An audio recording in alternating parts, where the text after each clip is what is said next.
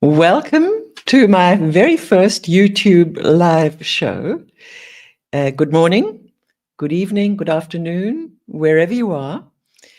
And yes, it's nice to be here. And thank you so much for joining. We have some interesting questions already received through email. And of course, you're welcome to post up questions as we go along. The first question is one that I answer quite often because people are curious. How did you get into this work in the first place? It was an organic process. It was never like I decided this is what I want to do. And I started totally personally, curious about my own sex life. I had inputs from two different spiritual masters, Barry Long and Osho. And I started to slowly integrate them into my lovemaking. And I found it was just made this huge impact on my life. I started to feel very different in my body. My whole way I moved my body was different. I related to women differently, to men differently. It was really life-changing. And I was surprised because I just went in with curiosity. So the whole thing progressed into, after many years, I might say, it progressed into me writing books, talking to people, offering courses. And I've been doing that now for 30 years, teaching live courses around Europe. And the response has been tremendous. And also the readership of the books has been tremendous. And what I have become aware of is that my approach kind of fills a niche that is not really covered, generally speaking, especially that time. You know, I started 1993. So here I am today, 30 years later. I started when I was 31, 32, and now I'm 71. So it's a substantial part of my life. I've been involved in this. I could never have foreseen that I would be sitting here with you today on YouTube. I mean, when I started, there wasn't even a fax machine, right? I could not have foreseen this. It has made my love, but also my life very rich. And I'm really grateful for what opened up for me through this experience of exploring sex. Sex is something we take very much for granted in the sense of we should know how to do it or it's instinctive. But there could be a little bit more input because in the general picture, there's quite a lot of understanding of or misunderstanding of how to make love in a way that is satisfying and fulfilling, that you don't feel empty or disconnected after. So here we are. And yeah, I'm going to answer the next question now, which is, in your books on Tantra and making love, what does cool sex mean? One of our beliefs about sex is that it needs to be really hot. So a lot of our attention, our energy goes into raising the sexual temperature, raising.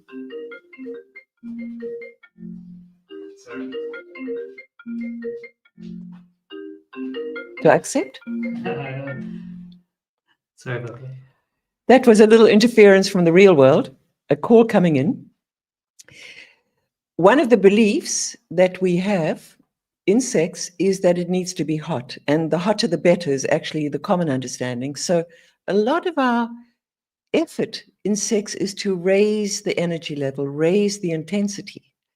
But in fact, what happens then, it's a bit of a short fuse, especially for men, because a lot of intensity causes ejaculation. Now, one of the biggest problems that men experience is premature ejaculation. And when a man experiences premature ejaculation again and again, it creates a tremendous amount of self-doubt, a tremendous amount of, is there something wrong with me? I don't really feel like a man. But it's not to do with man per se. Of course, there is anxiety around sex because we're not informed in constructive ways. So anxiety and apprehension and lack of confidence can lead to premature ejaculation, but definitely raising the sexual temperature leads to premature ejaculation. So the whole thing is to lower the sexual temperature. Don't make it so hot. Don't make it so intense. Women are very much part of raising the sexual temperature. We want to be juicy and delicious and sexy and so on. So we do moves and in a way we provoke man and raise the sexual temperature as well. So as women, we are also part of premature ejaculation situation. It's not purely the problem of man. What we need, well, the byproduct of premature ejaculation is that the sex act is not long enough, right? Classic is 3, 4, 5 minutes. It can be 20 minutes. It can be half an hour. But this is all relatively short because we all have the longing to continue, or when that sex act is finished, we want it again pretty soon. So it means what we are doing, generally speaking, okay, I do speak in generalizations. What we are doing is this, we're not being fulfilled by the sex. So we need to analyze a little bit, like, what am I doing? What am I contributing to this act that is creating that? The first thing to do is to reduce the sexual temperature. Cool down. Now, cool doesn't mean cold. It just means, well, let's put it like this. Usually when we start to feel excitement, we build up the excitement, we build up the sensation. And so we keep pushing the body till we have this peak and then the discharge that follows. One way that's perfectly valid in terms of keeping cool is feel a little excitement and then relax. A little excitement and then relax. Little excitement and then relax. Usually when we feel excitement, we think, yay, okay, now we're on that roller coaster. So we keep riding it. But with relaxation, then it allows the energy to spread. And that's what we want. That's actually the meaning of Tantra. Tantra means expansion of energy. And when we look at how we are using our bodies, we're getting more and more compressed, more and more tight, more and more narrow. So everything flows out in ejaculation and orgasm, which is like a peak experience with a discharge, as I already mentioned. But if we little excitement and then soften the body and breathe and feel yourself, then the energy expands through the body. It's not like narrow and pushing. And the more the energy can expand through the body, the more satisfying and the longer you can last. So one of the things with premature ejaculation is the sex act is too short. So what we need to do is like, how can we extend the lovemaking, stay more in the present? The big problem really is that we've made a goal out of coming, out of the peak, and that's not helpful. That means we're always ahead of ourselves and doing different things to try and reach the goal. If we can start to change our thinking, then we can start to come back more to the present, be here now.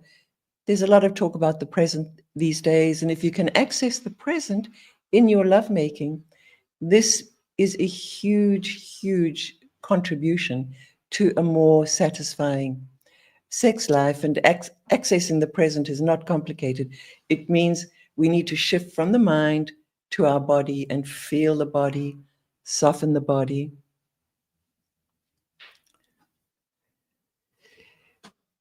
So, next question. You don't consider the clitoris as the center of female sexuality. What does this mean? Well, it is a little confusing because that is the misunderstanding. But the clitoris raises excitement, and that's very different to a deep opening and yearning in the woman's body. And in fact, people who've read my books or done courses with me, the breasts are actually the energy raising pole in the female body. So the breasts are beautiful.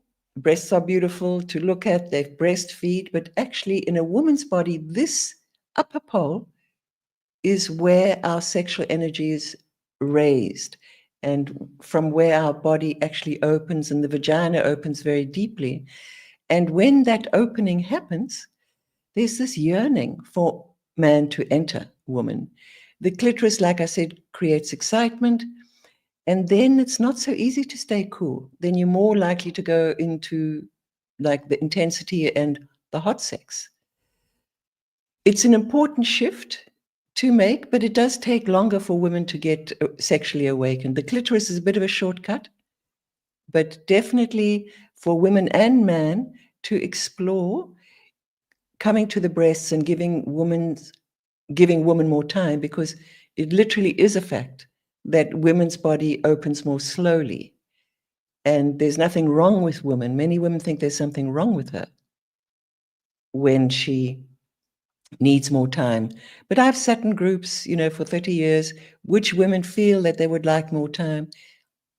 99% of women will raise their hands.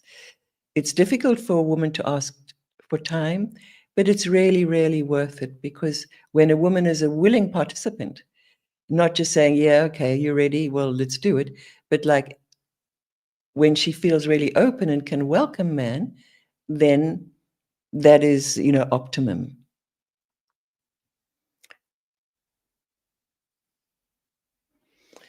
Next question, which you can see, I would love your thoughts about staying alive in every way. Well, this question was also related to getting old, right? Mentally, physically, spiritually, sexually. This question came in earlier, before we started. And it seems like life is receding. How can we stay alive in every way? The first thing is that we need to accept that the body does change. But the problem is that we can accept gray hair, we can accept sore knees, but it's very difficult to accept that sex changes. So when we're young, we have this super hot, intense sex, especially for men, they can last longer with their erection. But when that starts to change, men get very disturbed. But sex energy does change, and we do transform in many, many ways. If you look at actually the other day I got a message from a couple who'd done my retreat, and they said, sometimes I wish that you did groups for people over 60. And then they realized when they looked at my love keys that my love keys are ageless. Body awareness, breathing. If you have read my books, you'll see there's all kinds of things. They're not complicated. Basically, the best way to stay alive is to stay in the awareness, because awareness itself, when a person has awareness in the body, even if it's a bit sore, then they have a certain radiance and a shine. So awareness is the way about staying alive in every way, regardless of what age you are. The earlier you start, the better.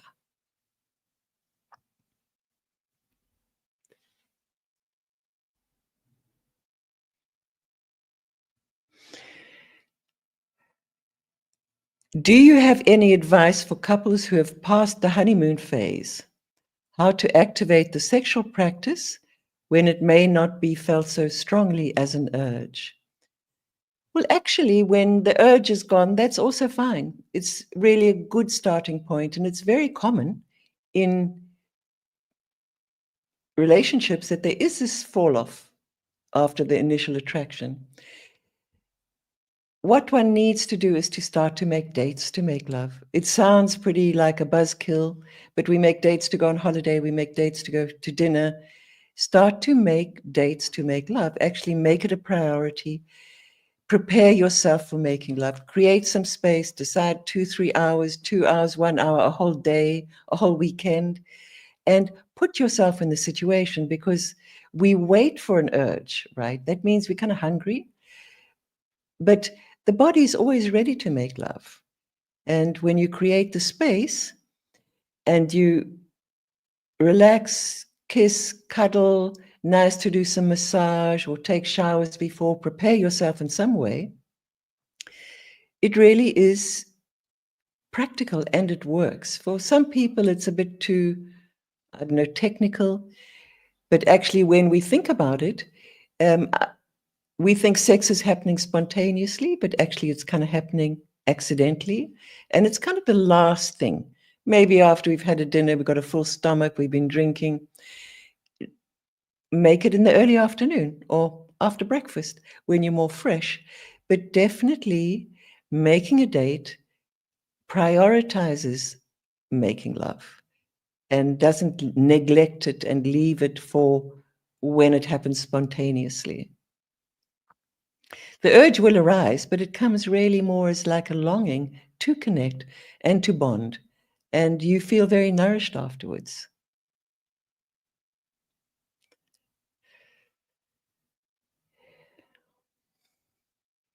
Can you develop on some concrete ways for a man to make self-love while staying and learning the cool zone?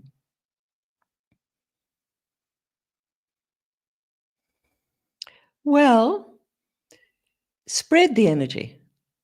Don't focus so much on the penis, on building up sensation. Bring awareness to the perineum. Like the perineum is the root of the penis. A lot of the men experience the penis from the head, because it's delicious, it's highly sensitive, but actually it's a whole channel.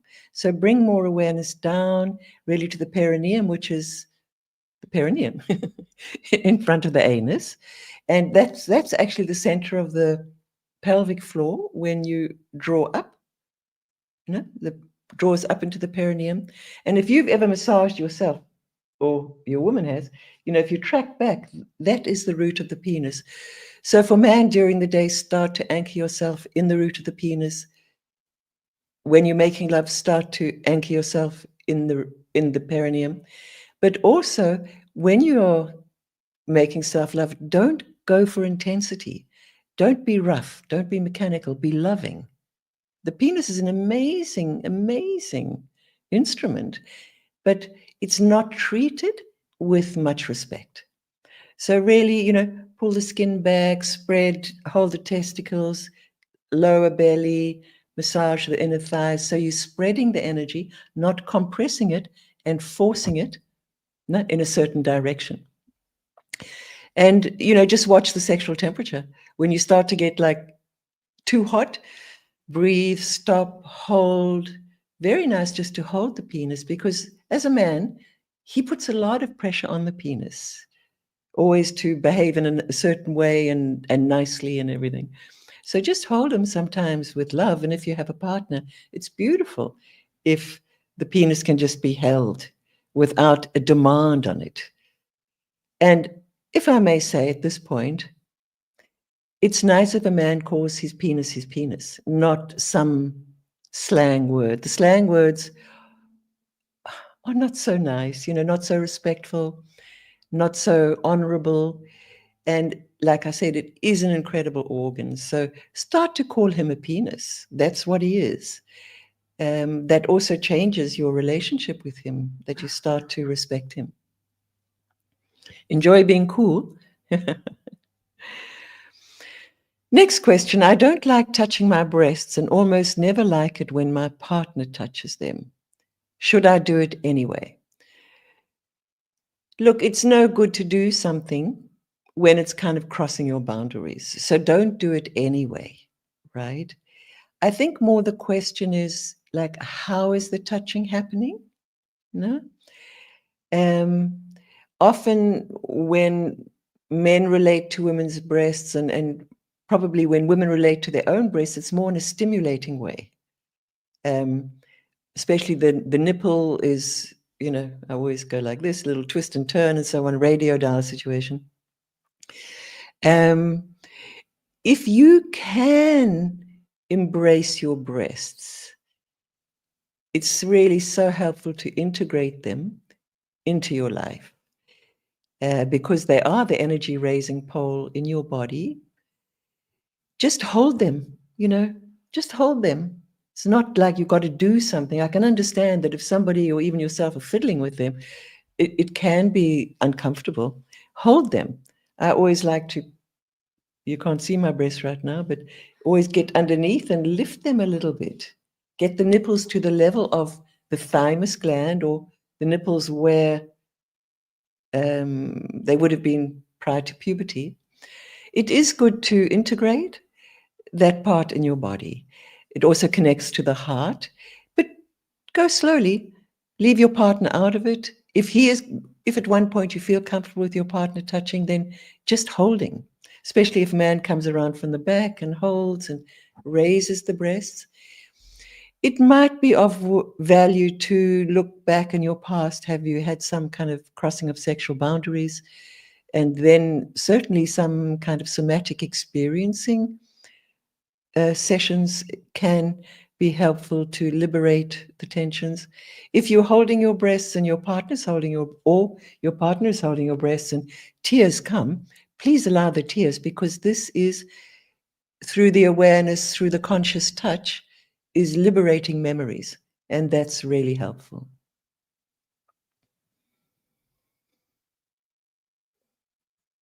Next question. Due to menopause, I haven't had sex for 3 years. How can I merge with my partner without penetration? Well, it is really possible, and many of us have had on our own in nature blissful experiences. And the key to a blissful experience is really to go into your body. And then from there, there's this expansion where you merge with everything around you. Now, if you've read my books or done the course with me, then you know that, like I said previously, women's breasts is the energy raising pole. In man, the perineum is the energy raising pole. So we like complementary opposites. We like two magnets, right? So so we have the capacity to circulate energy between us. It's just the human design. So one beautiful way is to lie parallel, not touching, each go into their positive pole, or what I call the rod of magnetism, which is the connection between, in each body, genitals and heart, or with women, it does include the breasts, and lie there for a while, 20 minutes or so, and then at a certain point, turn to each other. It's very nice. You can have eye contact in this receptive way that I teach, coming slowly, slowly. And just bring the bodies together.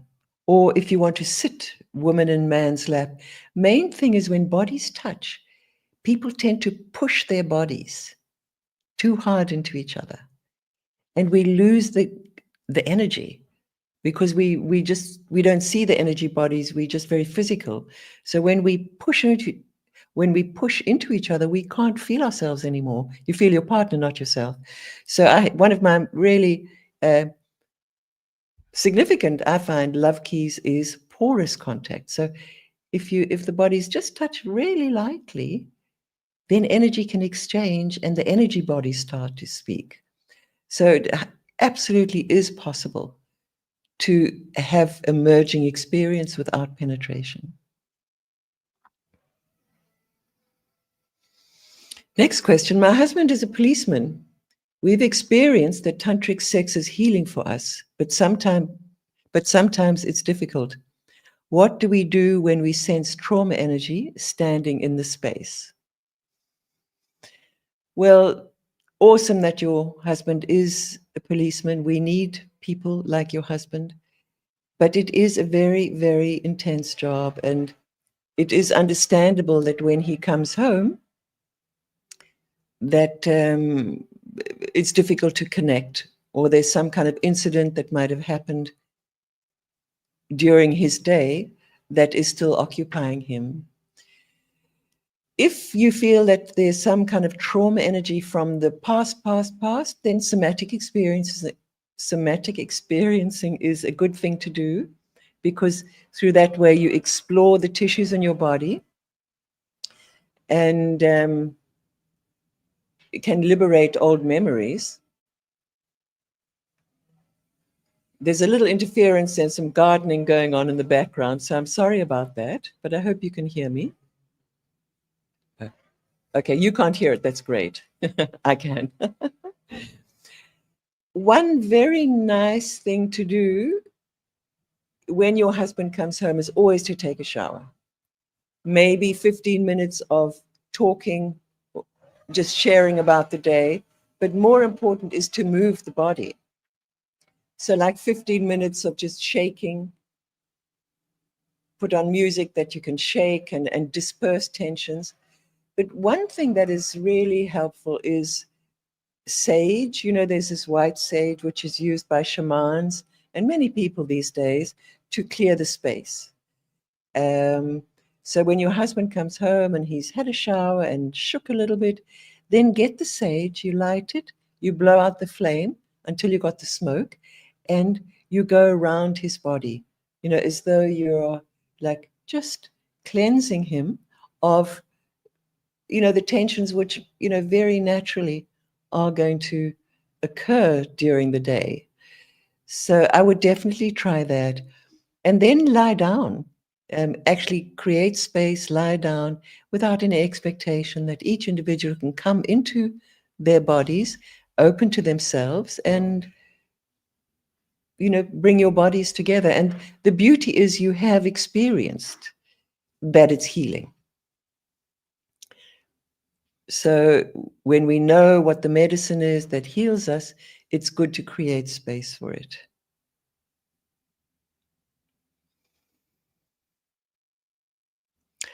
Next question. I've heard you talk about touching without having a goal. What do you mean by this?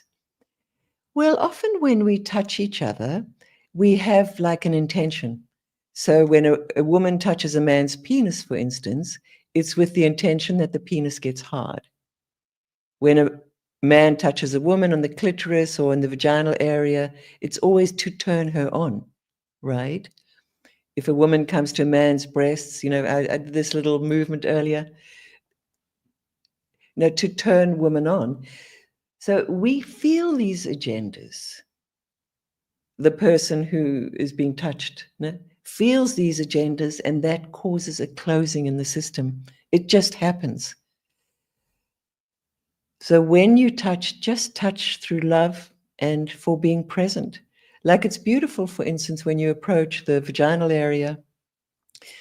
I always find it amazing just to make a little cup of a hand over the pubic bone and send warmth, and it's just like the whole system can relax.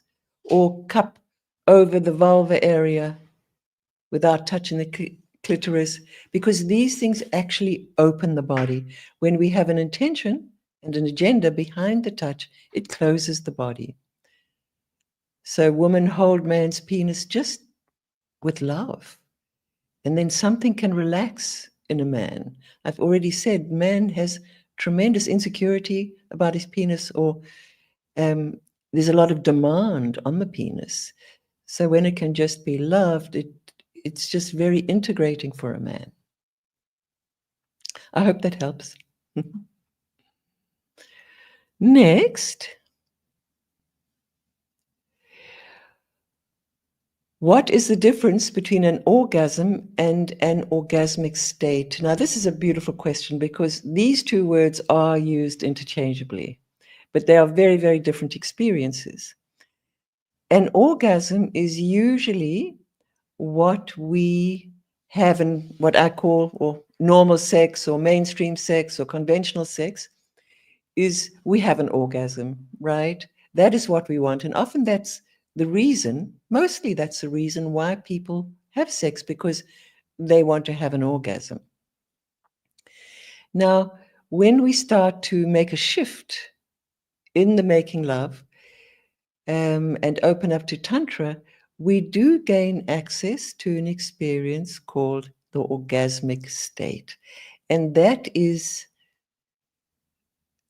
just amazing. It's like you merge with your body and you become one with existence, and You just feel like totally unified.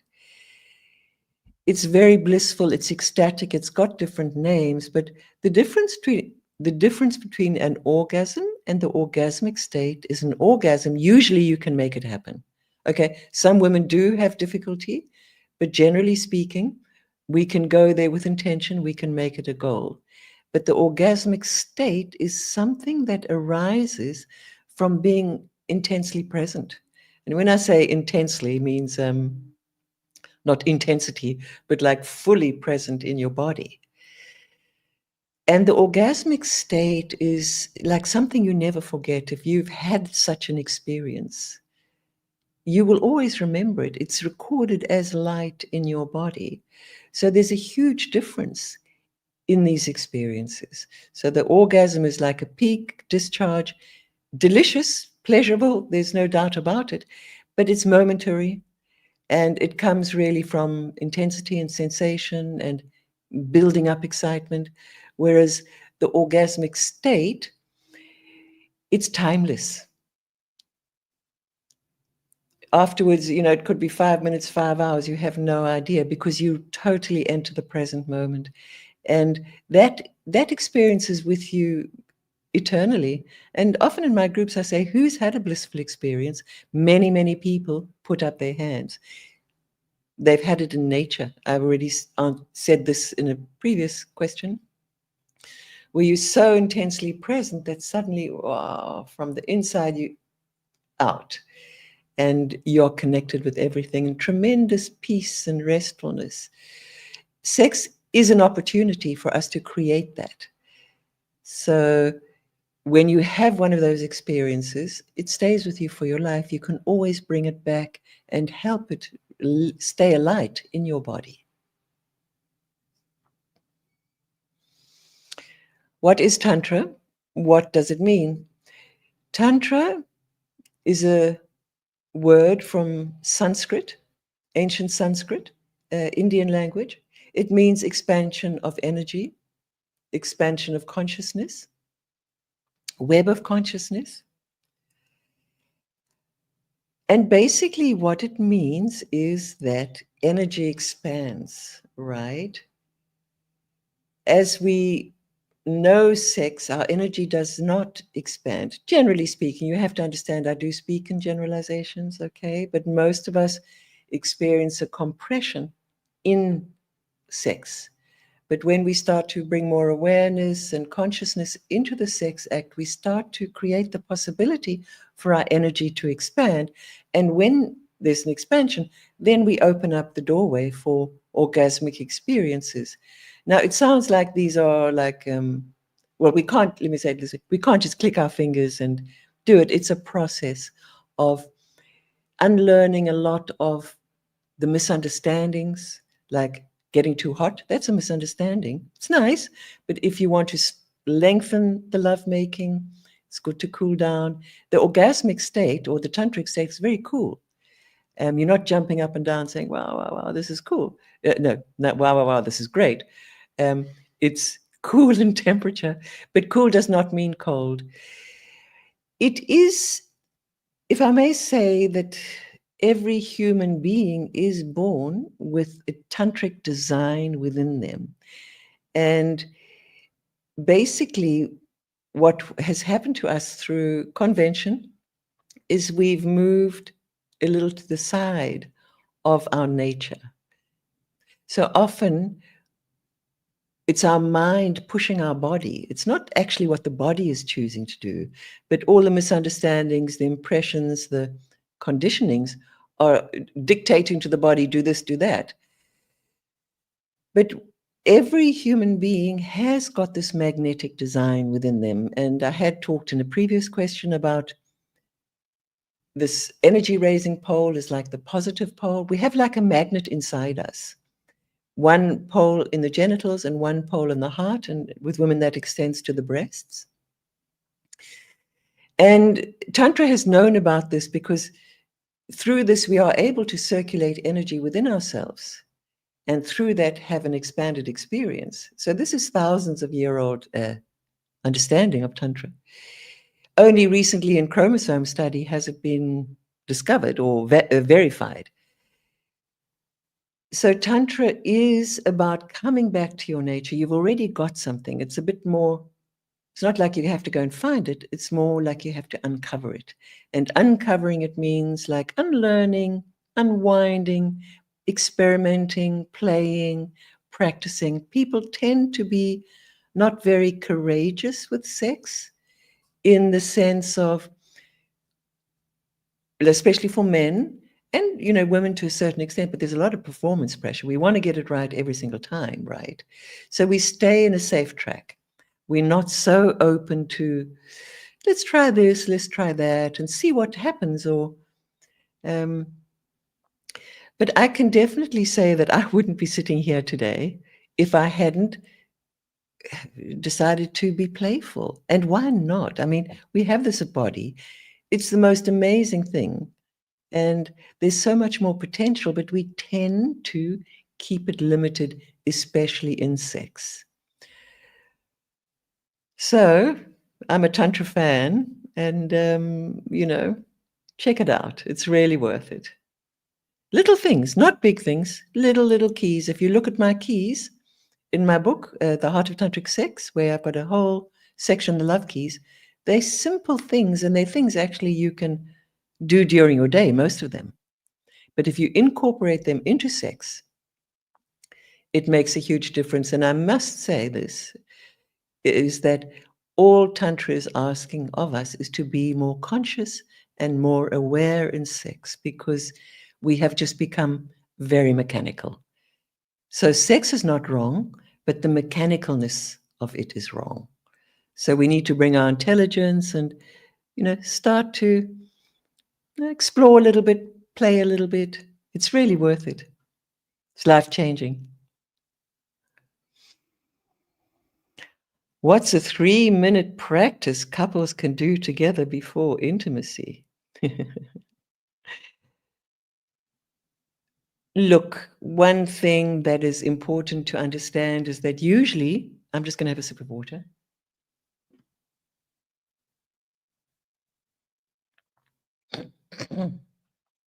Usually when we come together, our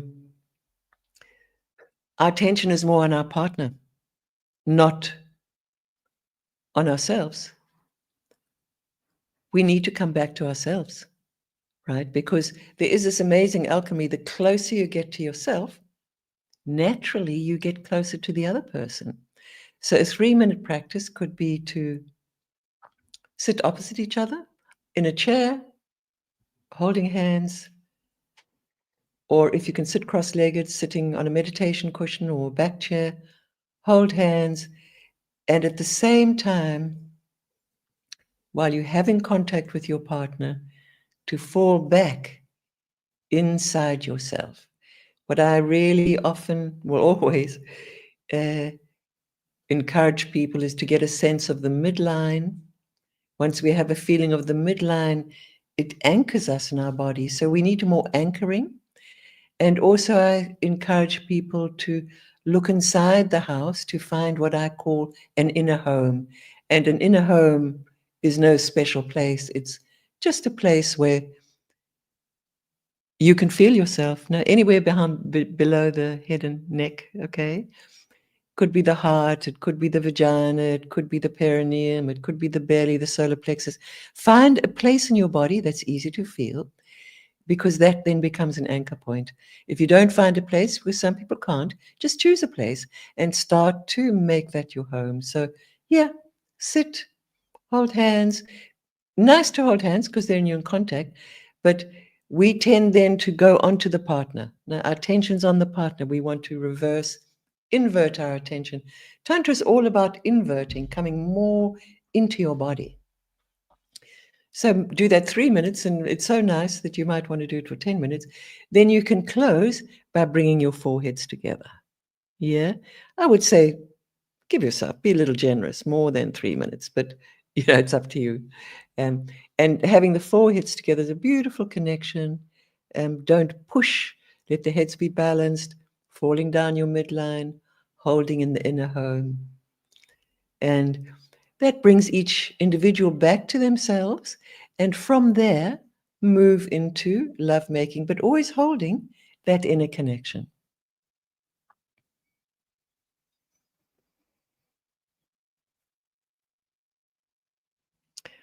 Next question is, how can I reconnect with my sensuality after years of disconnection?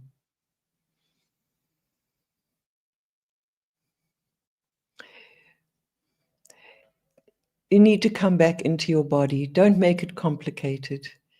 Disconnection, I'm not certain if you mean disconnection from yourself or disconnection from your partner, but sensuality exists with each individual independently of the other. So we need to work on our senses, become more alive in our senses, to fragrances, to touch, to water and air and so on. Massage is a beautiful way to come back to your senses and your sensuality. But the main thing is not to concern about the other person, disconnection from the other person. First, establish that connection with yourself, and then the sensuality arises quite easily. It's a process. If you feel that there's some kind of trauma in the way, then it is helpful to, I've said it before, somatic experiencing that can help liberate memories from the past. Next question. How can I stop feeling pressure to perform during sex? That's a deep question. That's a good question. The performance comes from you feel you need to produce something and reach a goal and satisfy yourself, satisfy your woman. So these are all thoughts in the mind, and it's based on a misunderstanding in sex that the reason to have sex is to reach an orgasm or to have an erection. It's a matter of practicing and being playful and experimenting. The women also feel pressure, men feel pressure. It's all about having to produce something, which then separates us from the simplicity of the body. So the more you can just be in your body, I'm assuming this is from a man. If erection goes down, that's okay.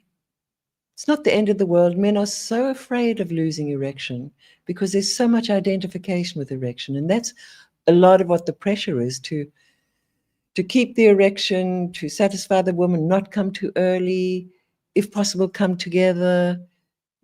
Many, many pressures coming from different directions. So if the erection goes down, if you kiss and cuddle and you really love a person, erection will return. And there are ways, if you read my books or you've been to my courses, where it is quite valid to put the penis in his relaxed state. No?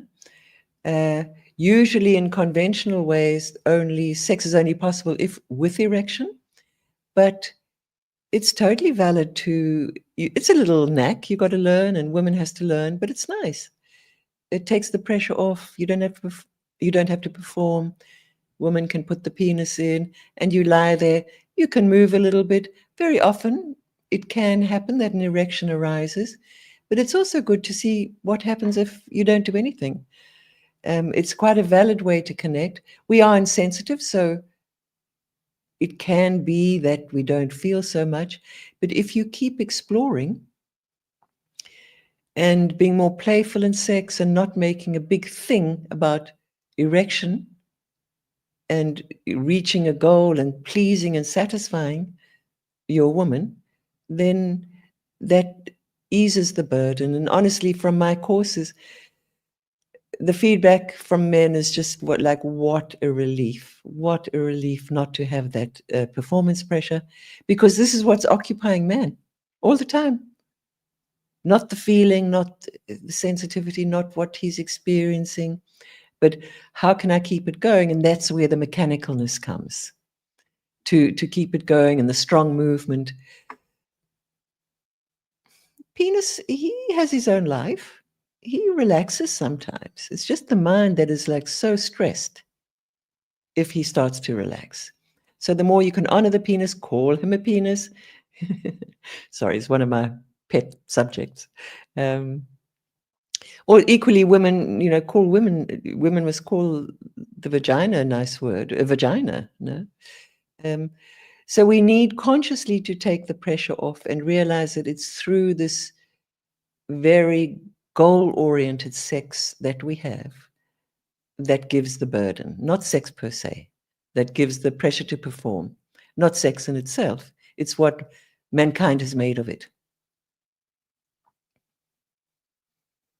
Next question. Woo.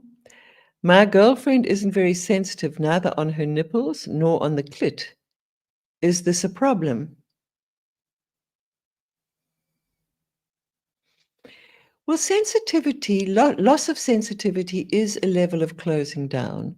So to understand that through relaxation and conscious touching, then sensitivity will regrow.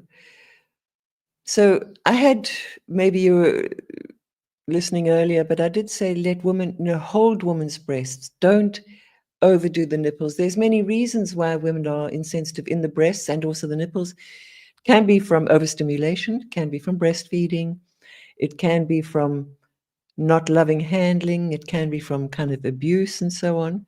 So there's a disconnection. I wouldn't worry so much about the nipples. I'd more rather go for the breast in general. And what women can visualize is from the nipples like gold or light radiating, because actually vitality, or anyway, that's nice for nipples, just like light leaving the nipples. That can bring them more into an energy state rather than a touch state. So it opens through energy and not through touch. Now, if the clitoris is insensitive, well, if you were listening earlier, I would say that I wouldn't worry too much about that, because actually where the penis and where the penis actually connects with woman is in the vagina. I did previously say that a lot of clitoral stimulation makes the vagina excited or women excited. What we want to do is develop awareness and sensitivity in the vagina. So that is more important than the clitoris per se. So when you go into the vagina, use lubrication, very nice, but go very, very slowly and start to resensitize the vagina, because if the clitoris has gone insensitive, it can be from overstimulation, rough touching, how a woman even touches herself or man touches, the body closes, feels the agenda. Also, the body can't take too much sensation. Eventually it kind of shuts down. So it does come back. So I would let the clitoris rest for a while and be more interested in the vagina. Then you don't have a problem. Next. What if I've never felt a real orgasm? Can Tantra help? Well, this answer is going to... It's a blessing. It really is a blessing not ever to have felt a real orgasm. I know it sounds really contrary, but it does open up other doorways for you, because when we have a certain style of sex, there's quite a lot of identification with that. Then to move into Tantra or move into the, or open up to the orgasmic state, we're not so keen because we really like this. So I would say Tantra can help, but you're not going to, but not for orgasm, rather more to open up to presence and experiencing this full body presence and the expansion that can happen, which is a lot more fulfilling than this peak and discharge. And there's a little story that I like to tell, is that I was in Brazil actually quite some years ago, and this young woman was talking to me. She said, I had this amazing sex life and I never had an orgasm, but I was just like so happy. My husband was happy, or my partner. She said, then one day I had an orgasm, and that totally destroyed my sex life, because suddenly there was this thing that she wanted every time. Look, it is nice, but ultimately what we need to understand is what we are doing is building up tension and overcharge, which we then discharge. It is nice, but it's not. There are more fulfilling things. And because she suddenly now had this expectation and she wanted it every time, her presence was destroyed, her sensuality was destroyed. So that's why I say it's a blessing. And I would encourage you more to do a meditation on your breasts, hold your breasts 20 minutes a day. I've actually got a guided breast meditation, but that's a side issue. Hold the breasts, lift the breasts, go into your breasts, melt and merge with your breasts, and that will open up this magnetic circuits in the body, and you'll start to feel how your energy expands. It's so fulfilling. And yeah, please don't make a problem out of it. I know some women, they really want to feel it, but it is like it is, and the more you can accept, the more you'll relax, and you are blessed.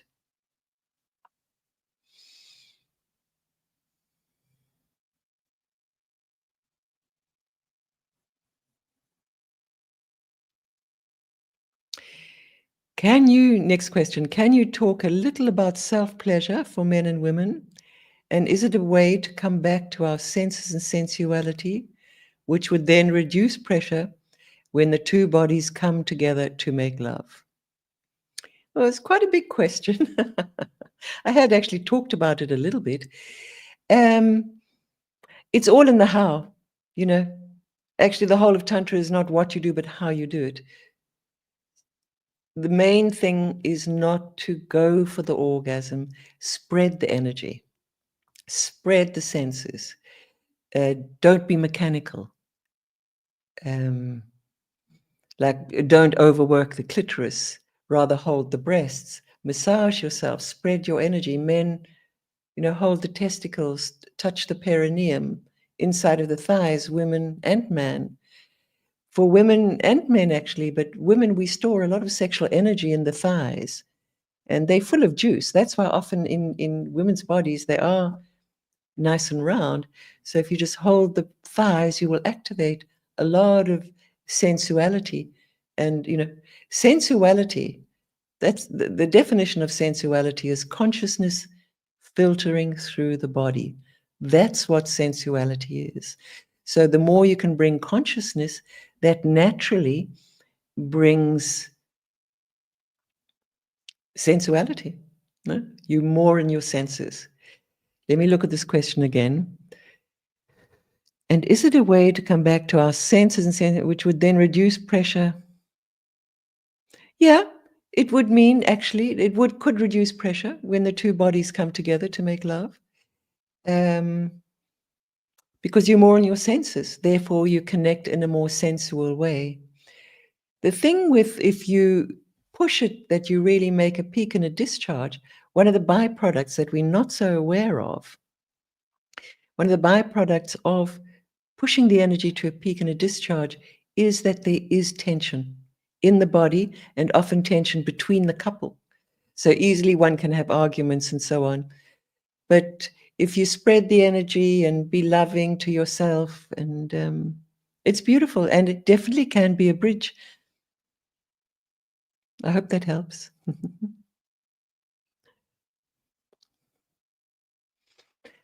Next question, what if I'm the only one in the relationship willing to slow down? Slow down. You slow down. Don't wait for your partner to slow down. You slow down. So it's not a discussion you have, like want to go slowly. If you slow down, and slowing down means being more conscious, okay? Like I am aware, I have a book called Slow Sex, right? Now, when you think about slow sex, it means, oh, how slow is slow, and slow then becomes a technique. But really, all I'm teaching is about awareness. And the more ideal title for that book would be Conscious Sex.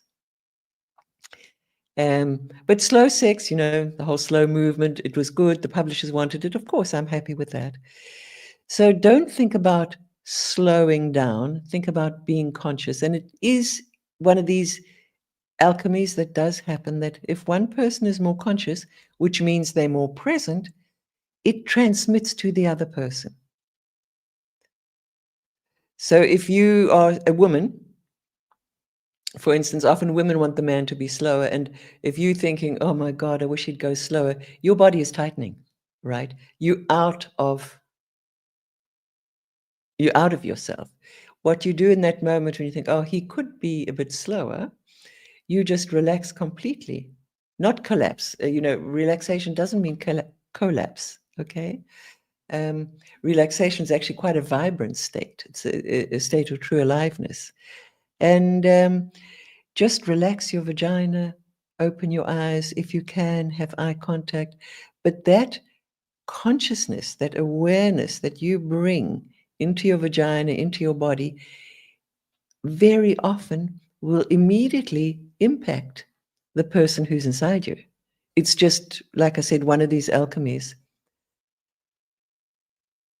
So that is what I would suggest as a doorway, because as soon as you go more consciously, you start to feel each other, and the penis immediately is like, wow, this is a different environment, right? As a woman, we tend to tighten the vagina very often, because we believe a small vagina, narrow vagina is good.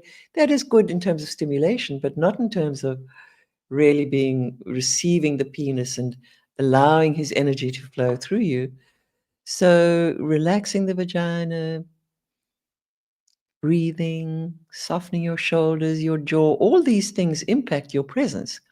And that presence does usually transmit to the other person, who's suddenly going like, wow, what's going on here? So not something to have a discussion about. And while you're having sex, not to say go slow, you suddenly become more conscious, and your man will quite naturally, probably, I can't guarantee it, of course, suddenly be more conscious.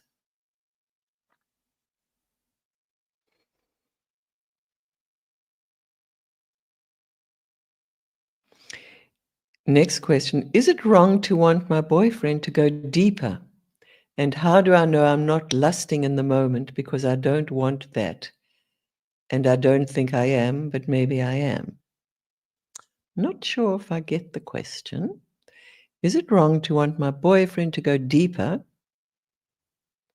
And how do I know I'm not lusting in the moment? Ah, good question. Because I don't want that.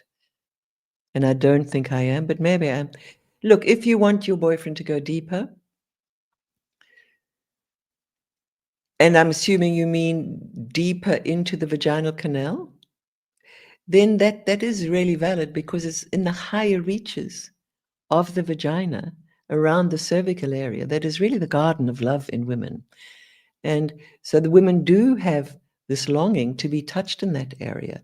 Now, often in sex, when there's aggressive mechanical movement, as women, we tend to close that area because it hurts. But when a man goes there consciously and touches that area, I mean, it's just bliss. And it's a place where women can really experience divine ecstatic energies. And if a woman can experience that, then they become available to man too. So I would say, don't worry about if you're lusting or not, or should you or shouldn't be. Just ask your boyfriend. Use lubrication, so you get a nice slow glide into the vagina. And main thing is not to hurt the area. Go very consciously, and it can be tremendously healing. Often there's old memories up there, which can also be all along the vagina, from traumas and different reasons that we hold tensions and memories in the genitals, man also in the penis. So you might suddenly have some kind of like tears flowing or laughter, or these are all tensions liberating. The body might start shaking. Body is so intelligent. The body is so intelligent But we need to hand the intelligence back to the body, not keep dominating our bodies with our minds. So I would say that you're doing really good if you have that longing. Next.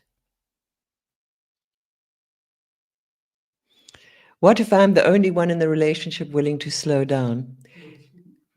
Yeah, that's a repeat question. It's come up again. But